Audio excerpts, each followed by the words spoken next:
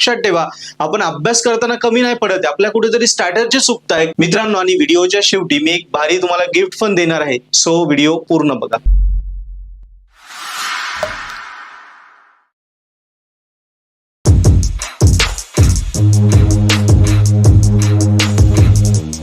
मित्रांनो, M3 2019 pattern मध्ये mechanical, automobile, automation, robotics automation, mechanical sandwich आणि ऑटोमोबाईल या सगळ्या ब्रांचसाठी इन सेमची लास्ट मिनिट स्ट्रॅटेजी या व्हिडिओमध्ये मी एक्सप्लेन करणार आहे. मित्रांनो लक्षात ठेवा, 2019 पॅटर्नचा M3 जर तुम्ही आत्ता देताय म्हणजे हा ऑब्विसली थर्ड टाइम देताय तुम्ही आणि क्रिटिकलला आलाय म्हणजे ऑब्विसली तुमचं बेसिक वीक आहे, तुम्हाला M3 क्लिअर होत नाहीये आणि ही क्रिटिकलला आलेली लास्ट चान्स आहे.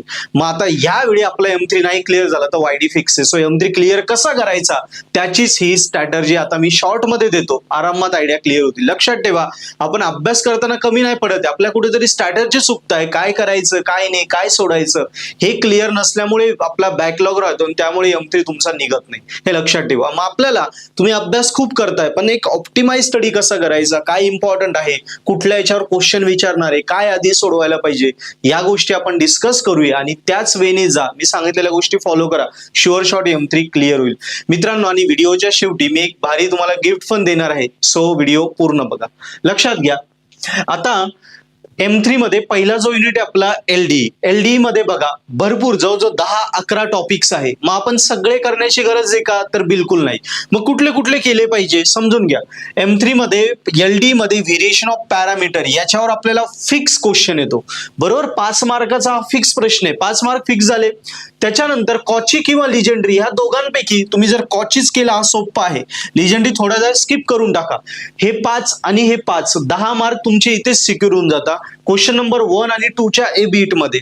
आता 1-2 च्या जर आपण B मीट मध्ये गेलो तर B मध्ये काय काय आहे, आयदर मल्टिप्लायर और ग्रुपिंग ह्या दोघांपैकी एकावर प्रश्न येतो आणि सायमल्टेनियस वर एक प्रश्न येतो. पण सायमल्टेनियस हा खूप टफ टॉपिक असल्यामुळे तुम्ही जर मल्टिप्लायर और ग्रुपिंग एकदम छोटे छोटे टॉपिक्स आहे हे दोन जर कव्हर केले, यांचे 4-5 प्रॉब्लेम आहे पुस्तकामध्ये, तेवढे प्रॉब्लेम केले तर हे 5 आणि 5 10 आणि 5 15 मार्क आपल्याला कुठेच जात नाही. बघा पूर्ण 11 टाईप मधनं किती टाईप करतो आपण, 1 2 3 4 टाईप करतो, 11 पैकी आपल्याला 15 पैकी 15 मार्क पडतात. यस, आता एखाद्याला समजा कॉचीच जरी अवघड गेला त्यांनी तोही स्किप केला तरी चालेल, हे 5 आणि 5 10 मार्क तर आपले सिक्युअर होत आहे. येस, सो अशा प्रकारे तुम्हाला इथे 15 पैकी ऍटलिस्ट आपल्याला विचार करा 10 मार्क तर आपण कन्सिडर करूया. कॉचीज ऍड केला, कॉचीज साठी काय करावं लागेल, थोडंफार शॉर्टकट मेथड बघाव्या लागतील. शॉर्टकट मेथड जर आल्या तर कॉचीज जमतो. येस, पण वेळ कमी असेल, फक्त आपल्याला पासिंग पुर जायचंय तर 15 पैकी 15 न जाता 10 मार्क पण आपण इथे घेऊ शकतो. सो हे व्हेरी इम्पॉर्टंट कॉन्सेप्ट आहे, यांच्यावरती तुम्हाला प्रश्न येणार म्हणजे येणारच. VOP झाला, मल्टिप्लाय ग्रुपिंग झालं, याच्यावर फिक्स प्रश्न येणार.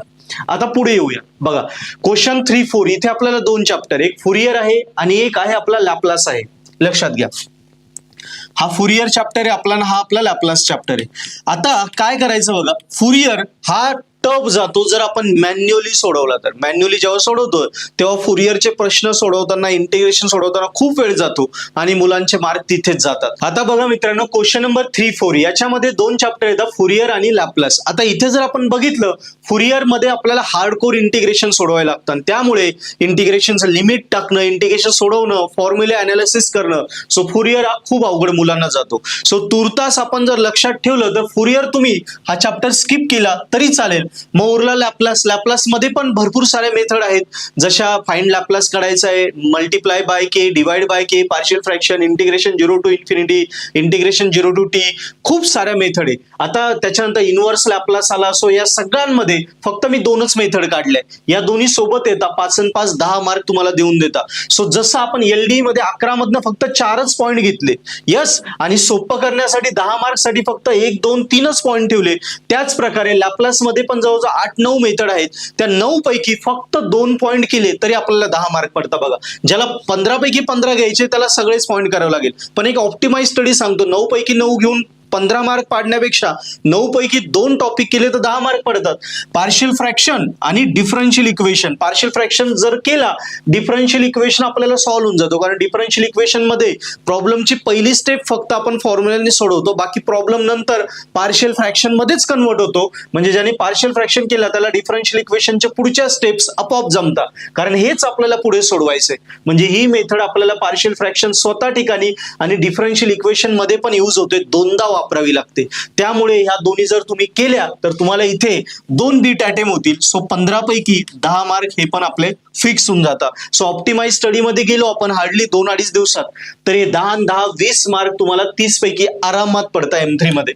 यस, हार्डली आपल्याला 2 ते 3 दिवसांचा हा कालावधी आहे. आणि मित्रांनो, आता फुरियर हा टफ आहे, पण फुरियर जर आपल्याला सोपा करायचा असेल तर मी तुम्हाला एक बोनस म्हटलो होतो की असं आहे, आपल्या व्हिडिओला जर तुम्ही 1000+ लाईक दिले तर फुरियर हा पूर्ण कॅल्सीवर कसा सोडवायचा, आणि याच्यापेक्षा पण याला जर सोडवायला प्रिपेअर करायला तुम्हाला 7-8 तास लागत असतील तर फुरियर हार्डली 1 तासात तुमचा होईल पूर्ण कॅल्सी ट्रिकवर. तो कसा करायचा ती व्हिडिओ मी नक्की देईल. डिपेंड्स करतं तुम्ही जर 1000+ लाईक दिले तर. सो तुमच्या हातात आहे. सो आता समराइज करूया. बघा, ज्याला युनिट 1-2 मध्ये जस्ट 10 मार्क पाहिजे त्यांनी VOP आणि मल्टिप्लाय ग्रुपिंग, ज्याला 15 पाहिजे त्यांनी कॉचीस बघा, लिजंडरी स्किप करा. कॉचीस साठी शॉर्टकट मेथड पण थोड्या बघून घ्या.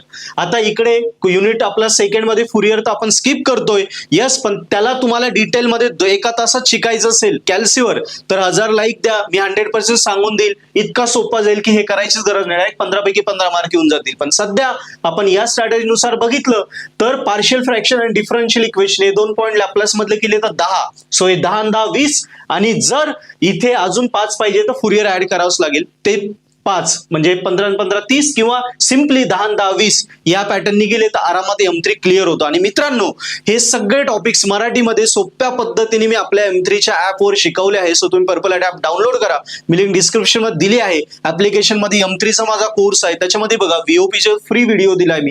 बाकी याच्यासाठी तुम्ही याचा डेमो बघा, याचा फ्री व्हिडिओ 5 मार्क फिक्स करा, आणि मग बाकी याच्यासाठी सबस्क्रिप्शन घेऊन कामाला लागा. आत्ता घेतलं एंड सेम पर्यंत काम येईल. सगळे मागचे 8 PYQ अनालिसिस आणि सॉल्व्ह करून IMP क्वेश्चन सगळं मी दिलं आहे. इनसेमचे सॉल्व्ह पेपर, एंडसेमचे सॉल्व्ह पेपर, त्यांचे सोल्युशन, सगळा कॉन्टेंट आपल्या ऍप मध्ये आहे. सो माझ्यासोबत M3चा अभ्यास करा. M3 आयुष्यातला शेवटचा असेल. Best of luck.